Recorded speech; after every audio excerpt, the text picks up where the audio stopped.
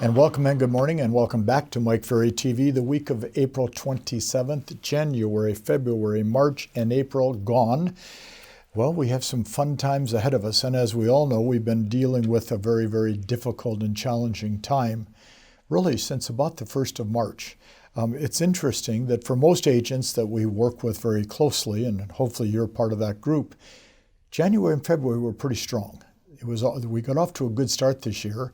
First week or 10 days of March was pretty good. And then, of course, when this whole challenge we're facing today came into our heads in such a big manner, and of course, with the changes that the government's restricted most of us on, it's been a challenging time. So what I want to do this week and next week is work on some thoughts that I presented back in early 2019 on our listing skills. Because now we're doing a good portion of our listing presentations on a virtual basis, meaning whether it be a Zoom or one of those types of devices, versus, of course, doing it, say, just live as we've been used to doing. And I had a great conversation this past week with a great guy down in Texas, Carter Morris, and his company, Century 21. And during our conversation, he had said to me, okay, what is the advantage of this type of a presentation virtually versus live? And I said, well, first of all, speed and efficiency, because nobody wants to sit in front of a camera or a video screen for 30, 40 minutes as we talk about how pretty their house is and, oh, I see you have a puppy.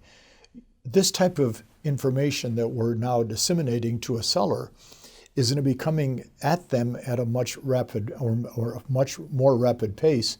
And we're going to be much more specific because of the time issue that we all face.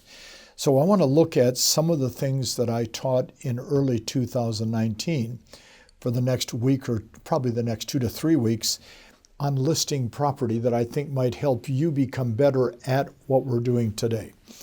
So I first wrote down what I think is the most important point for each individual in terms of becoming a better listing agent than you probably already are.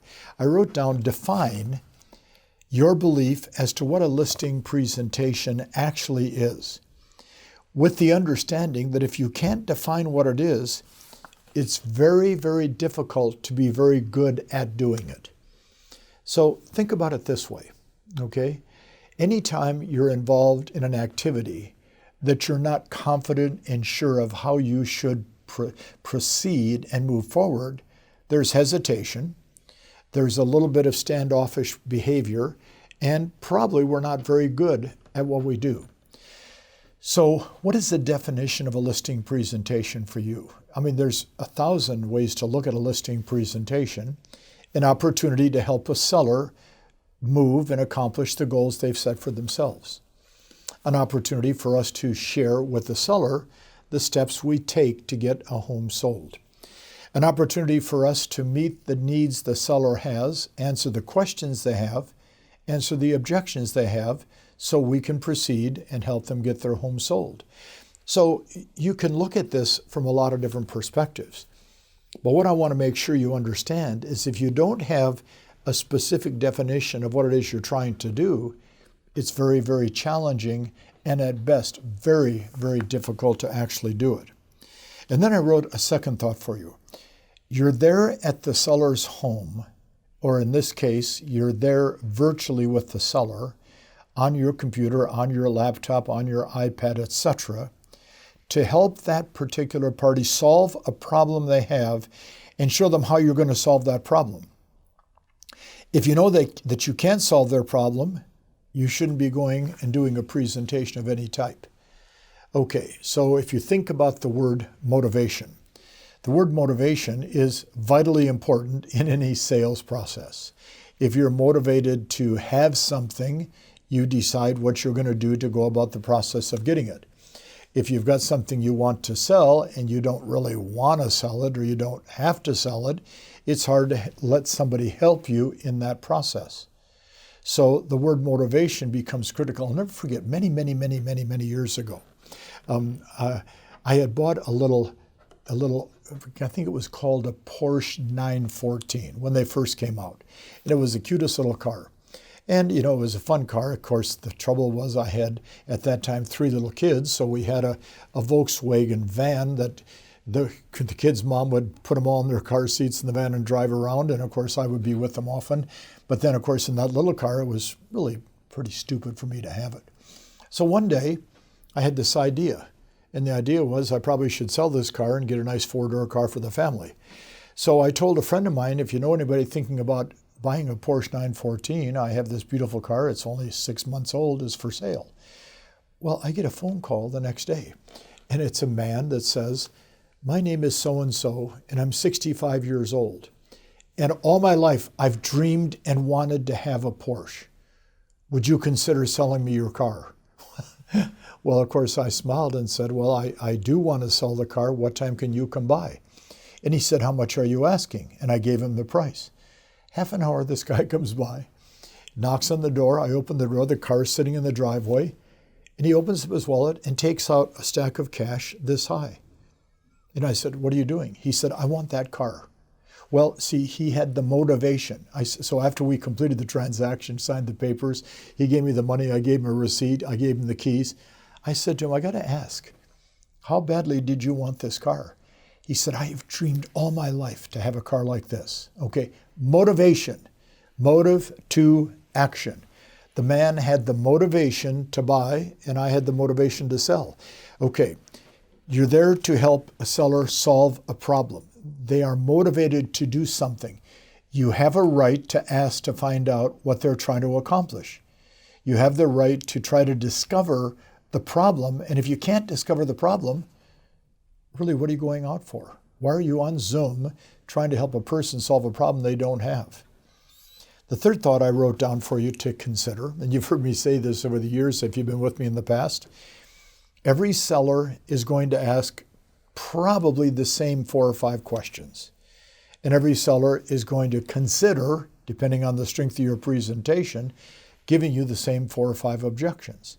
So why not start now writing down on a scratch paper, what are the common questions you've received in the last 6 months from sellers when you present? What kind of questions are they asking? And then, why are they asking them? Then make a second list, what kind of objections are they giving? And then, why are they giving you those objections? See, my belief has always been the same. When you walk in on a listing and you know the motivation of the seller because you've done the pre-qualifying, and you're sitting there now in a Zoom conference and you know that they have brought up a couple of questions and you confidently have the answer, you have now improved your chances by what, 80% of getting them to DocuSign a contract and get it back to you? See, the confidence to know what they're going to say gives you the confidence to do what you have to do. If you know that they're saying to you, we're not sure about the commission, we're not comfortable with what you're asking, and you go into your Zoom presentation prepared to respond and show them the steps you're going to take and why it's worth their time to engage you and contract you and pay you a commission, it's only because you knew what they were going to say. So we know they're going to give you questions, we know they're going to give you objections, and then we also know that you have the opportunity to learn the answers, which is, of course, the name of the game. And then the last thought I want to give you today. A great listing agent knows that they will most likely not list all the sellers they present to. It's an ego-based business. There's no question about it. And the strength of a great listing agent is usually based on the fact that they're very confident in what they say and what they do. Often their ego gets in the way of the conversation. So a great listing agent knows that no matter how good they are, they're not going to list all the people they talk to. And they will lose a listing now and then, first because they get out-bonded.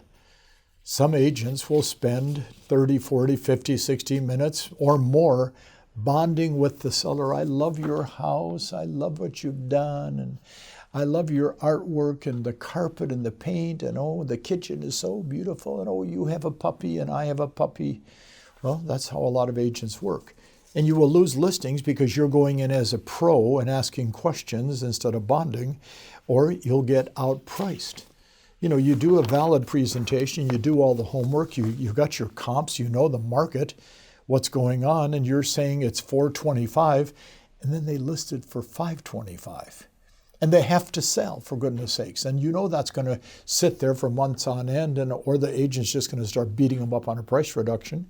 I wrote down you get out-commissioned. Happens all the time. You do a great job and you show them the list of your sales steps that you're going to take to get it sold and how the process works, and then somebody else comes in and underbids you. It happens all the time.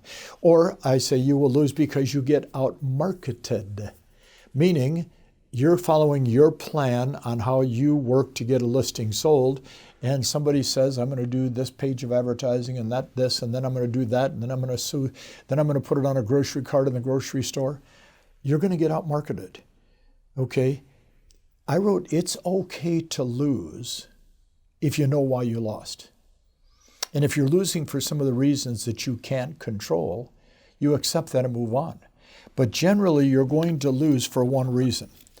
They did not believe in you and what you were saying. So developing the belief in yourself is where the practice routine comes in. And now, as I'm telling everybody that listens to me on our webinars we're doing every day, the real key now, when you're practicing role-playing, you have to practice and role-play on Zoom. You have to see your face right in front of them. So you get a partner and you're going to practice and role play your scripts the way we're looking at this video. The only difference is I can't see you, you can see me. But see, we've got to get used to presenting in a different fashion than we have in the past. And we're going to talk about that more over the next couple of weeks. Okay, the critical time, the critical mass has passed us by on this terrible disease. We're coming towards the end of April, and all the signs are in favor that this is passing us by. My son Matthew has a great statement that he makes all the time, this too shall pass. So we have to be optimistic, we have to be positive, in spite of some of the tragic things that are taking place around us. Because that optimism shows to the buyers and sellers that have the need for your service today. And remember, there are people that have the need for your service today. Be the professional you need to be the professional who's prepared, and go out and do that job. Talk to you next week. Thank you.